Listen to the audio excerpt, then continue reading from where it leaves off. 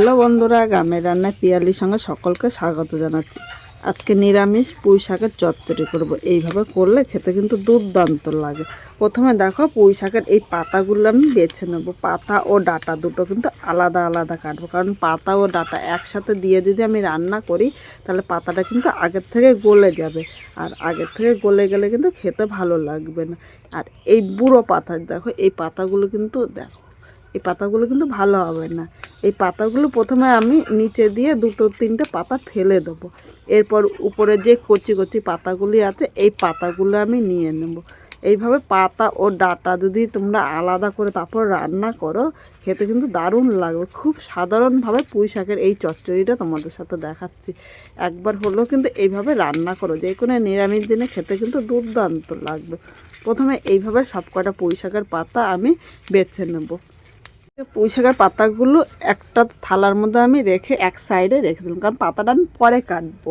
পুঁই শাকের ডাঁটটা কেটে নেব। প্রথমে এই কচি ডাঁটগুলো দেখো এইভাবে কেটে নেবো, কারণ যাদের দাঁত নেই তারাও কিন্তু এই কচি ডাঁটগুলো খেতে পারবে। কচি ডাঁটটা কিন্তু খুব সহজেই সেদ্ধ হয়ে যায়। আর এখানে দেখো যে মোটা অংশটা, সেই মোটা অংশটা যাদের দাঁত নেই তাদের খেতে গেলে কিন্তু খুব অসুবিধা হবে। তাই এইভাবে আমি মাঝখান থেকে কেটে নিলাম। এইভাবে 2 পিস করে নেবো, তাহলে খুব সহজেই সিদ্ধ হয়ে যাবে, খেতেও ভালো লাগবে। তোমরা ইচ্ছে করলে আস্তেও রাখতে পারো, বা এইভাবে আমার মনে হয় মাঝখান থেকে এইভাবে কেটে দিলে সব সমানভাবে সেদ্ধ হবে, আর খেতেও কিন্তু ভালো লাগে। প্রথমে আমি এই ডাঁটগুলো এইভাবে কেটে নেব। বন্ধুরা, এখানে পুঁই শাকটা কাটা হয়ে গিয়েছে। এবার আমি একটা থালার মধ্যে নিয়ে নিলাম। এখন এই পুঁই শাকটাগুলো পরিষ্কার জল দিয়ে আলাদা আলাদা করে কিন্তু ধোবো। এরপরে আবার যে পাতাগুলো নিয়েছে এই পাতাগুলো কেটে নেব। পাতাগুলো একটু বড় বড় করে কেটে নেব, তাহলে খাওয়ার সময় যখন মুখে পড়বে তখন কিন্তু খেতে ভালো লাগবে।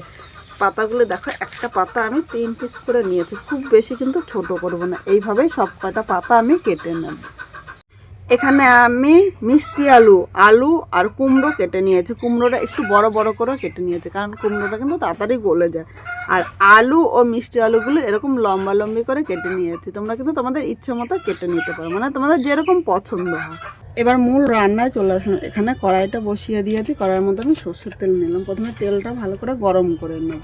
তেলটা গরম হয়ে গিয়েছে। এবার এখানে দেখো বড়িগুলো নিয়ে নিলাম, বড়িগুলো দিয়ে দিলাম। বড়িটা হালকা লাল করে ভেজে নেব। এই বড়িটাই কিন্তু দারুণ লাগে, আর এই বড়িটা কিন্তু আমার নিজের হাতে দেওয়া, তাই প্রতিটা ভিডিওতে কিন্তু আমি বলি। অবশ্যই তোমরা এই বড়িটা কীভাবে দিয়েছি দেখতে হলে কিন্তু আমার চ্যানেলে চলে যাও, সেখানে কিন্তু দেওয়া রয়েছে।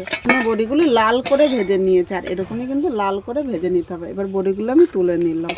1 চামচ সর্ষের তেল দিয়ে দিলাম, আর কিন্তু তেল দেবো না, এই তেলেই পুরো রান্নাটা করব। এই তেলের মধ্যে 1/2 চামচ পাঁচফোড়ন সম্বাদ দিয়েছি। 1 সেকেন্ড ভেজে নেব। 1 সেকেন্ড ভেজে নিয়েছে। দেখো ভাজা থেকে মিষ্টি একটা গন্ধ বেরিয়েছে। এবার এখানে যে সবজিগুলো ভাজতে একটু দেরি হয় সেই সবজিগুলো কিন্তু আগে দেবো। প্রথমে আমি মিষ্টি আলু নিলাম, এর সাথে আমি এমনি আলু নিয়ে নিলাম। মিষ্টি আলু এমনি আলু দুটো আলু একসাথে ভেজে নেব, কারণ এই দুটো আলু কিন্তু ভাজতে একটু সময় লাগে। এর মধ্যে সামান্য পরিমাণে লবণ দিয়ে দিলাম। এখন লবণটা নেড়ে চেড়ে মিশিয়ে নিয়েছি। আলুটা কিছুক্ষণ ভাজতে হবে, খুব জোরে আগুন দেবো না, মিডিয়াম আগুনে করবে। এখন কিন্তু হলুদ দেবো না, হলুদ ছাড়া এইভাবে রান্না করব। সব কিছু নেড়ে চেড়ে মিশিয়ে নিয়েছি। ঢাকা দিয়ে 1 থেকে 2 মিনিট এইভাবেই রান্না করে নেব। 2 মিনিট পর ঢাকনিটা তুলে নিলাম। আবারও আলুটা এইভাবে নেড়ে চেড়ে নিচ্ছি। এখন আরও কিছুক্ষণ এইভাবেই ভেজে নিতে হবে। আলুটা হালকা লাল করে আমি ভেজে নেব। আলুটা হালকা লাল করে ভাজা হয়েছে। এবার এর মধ্যে আমি কুমড়ো নিয়ে নিলাম। এর সাথে আমি পুঁই শাকের ডাঁটাগুলো দিলাম। এখন কুমড়ো ও পুঁই শাকের ডাঁটাটা এর সাথে নেড়ে চেড়ে মিশিয়ে নেব। এখন কিন্তু লবণ দেবো না, কারণ প্রথমে লবণ দিয়েছে, আবারও আমি পরে লবণ দেবো। সব কিছু নেড়ে চেড়ে মিশিয়ে নিয়েছে। এখন আবারও ঢাকা দিয়ে এইভাবে কিছুক্ষণ রান্না করে নেব। মিডিয়াম আগুনে এইভাবে রান্না করে নিলে পুঁই শাকের ডাঁট আলু ও কুমড়ো সব কিন্তু ভালোভাবে সেদ্ধ হয়ে যাবে। 3 মিনিট পর ঢাকনিটা তুলে নিয়েছি। এখানে পুঁই শাকের ডাঁট আলু কুমড়োগুলো কিন্তু দেখো হাফের বেশি সেদ্ধ হয়ে গিয়েছে। এবার এই জায়গায় আমি পুঁই শাকের পাতাগুলো নিয়ে নিলাম। অবশ্য তোমরা কিন্তু আগে সবজিগুলো ভালো করে সেদ্ধ করার পর তারপরে পুঁই শাকের পাতাগুলো দেবে, কারণ পুঁই শাকের পাতাগুলো আগে দিলে কিন্তু একদম গলে যাবে, তখন খেতে ভালো লাগবে না। এর মধ্যে আমি 2টো কাঁচা লঙ্কা নিলাম। তোমরা ঝাল যেরকম খাবে সেই হিসাবে নেবে। এখন কিন্তু আমি লবণ দেবো না, লবণ দিলে কিন্তু এ থেকে আরও জল বেরোবে। ঢাকা দিয়ে এখন আরও কিছুক্ষণ এইভাবেই রান্না করে নেব। 3 মিনিট পর ঢাকনিটা তুলে নিলাম। এখানে দেখো সবজিগুলো কিন্তু হাফের বেশি সেদ্ধ হয়ে গিয়েছে। এবার সব সবজিগুলো নেড়ে চেড়ে নেব। আর দেখো কতটা জল বেরিয়েছে। আরও কিছুক্ষণ আমি এইভাবেই রান্না করে নেব। এখানে দেখো জলটা পুরো টানিয়ে নিয়েছে। এবার এর মধ্যে স্বাদ অনুযায়ী লবণ দিয়ে দিলাম ও প্রয়োজন মতো হলুদ নিয়ে নিলাম। এখন হলুদ ও লবণটা নেড়ে চেড়ে মিশিয়ে আরও 2 থেকে 3 মিনিট এইভাবে রান্না করো। লবণটা দেওয়াতে কিন্তু পুঁই শাকের পাতার থেকে হালকা একটু জল ছাড়বে। 3 মিনিট রান্না করে নিয়েছি। এবার এর মধ্যে উষ্ণ গরম জল দিয়ে দিলাম। অবশ্যই তোমরা চেষ্টা করো যে কোনো রান্না উষ্ণ গরম জল দিতে। উষ্ণ গরম জল দিলে ঝোলটা তাড়াতাড়ি ফুটবে, খেতেও ভালো লাগবে। পুঁই শাকের মধ্যে কিন্তু আমি খুব বেশি ঝোল রাখবো না, একটু গা মাখা রাখবো। গা মাখা রাখলে কিন্তু খেতে ভালো লাগবে। এইভাবে আরও কিছুক্ষণ আমি রান্না করে নেব। এখানে দেখো পুঁই শাকটা হয়ে গিয়েছে। এবার এর মধ্যে 1 চামচ আমি চিনি দিলাম।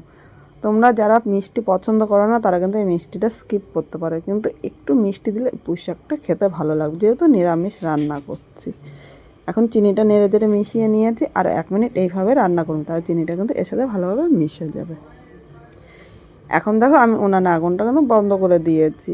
আর এখানে যে একটু ঝোল ভাবটা আছে এর মধ্যে আমি বড়িগুলো দিয়ে দিলাম। বড়িটা নেড়ে চেড়ে মিশিয়ে আমি 1 মিনিট এইভাবে রেখে দেবো, কারণ বড়িটা কিন্তু এই ঝোলটা টেনে নেবে। এইভাবে রেখে দিলে কিন্তু বড়িটা সেদ্ধ হবে, পুঁই শাকটাও খেতে ভালো লাগবে। 1 মিনিট পর আমি পুঁই শাকটা নামিয়ে নিয়েছি। আজকে খুব সাধারণভাবে এই পুঁই শাকটা রান্না করেছি। তোমাদের কীরকম লাগলো কমেন্ট করে জানাতে কিন্তু ভুলো না। নতুন কোনো বন্ধু এই ভিডিওটি দেখতে আসলে ভালো লাগলে একটা লাইক, শেয়ার ও কমেন্ট করো ও সাবস্ক্রাইব করে পাশে থেকো, যাতে নতুন নতুন ভিডিও আপলোড করলে সবার আগে নোটিফিকেশান আপনার কাছে পৌঁছিয়ে যায়। এরকম আরও নতুন নতুন ভিডিও দেখতে অবশ্যই আমার পাশে থেকো, যাতে তোমাদের সাথে আরও নতুন নতুন ভিডিও শেয়ার করতে পারি।